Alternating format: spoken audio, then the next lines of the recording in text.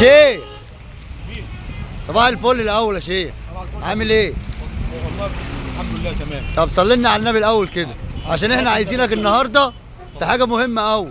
يا اخويا عايزين تعرف لنا الفرق ما بين المغازل الاصلي والمغازل الغش، عشان في غش ياما قوي قوي قوي قوي. ماشي، طب خد بقى المغازل اللي هي ايه؟ دي مغازل. لا اهي ما بيقولوا عليها مغازل يا شيخ. اه اتفضل. بص اخويا.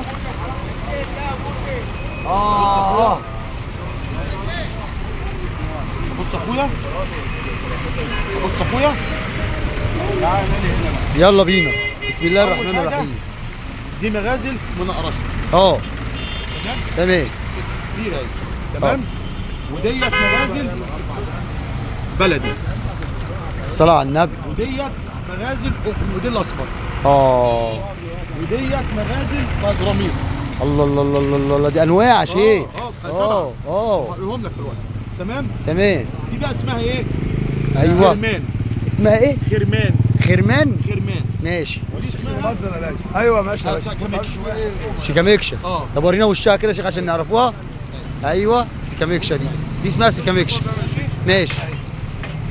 ديت نوع بس انواع رديئه في الاكل، عشان انتوا ما تتغشوش فيها. انضف انواع. ورينا يا شيخ كده. المقرش. اللهم صل على النبي. بلد. بصوا عاملين ازاي؟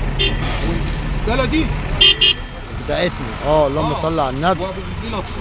وبعد منهم البازقاميط، وبعد منهم نوع خامس اسمه الجربان. مغازل الجربان. عارفينه. لكن في الاكل التعبانين. ديت الخرمان والبتاع ده. السيكاميكشا ديت لما تبقى كبيره قوي تبقى حلوه. ماشي. وان شاء الله الفيديو دوت فيديو تعليمي وصباح الفل عليك يا معلم ابودي. متشكرين يا شيخ، ربنا يخليك لينا وتعرفنا كده كل حاجه وحشه عشان الغش بقى كتير قوي. الله يكرمك. والسلام عليكم. السلام عليكم.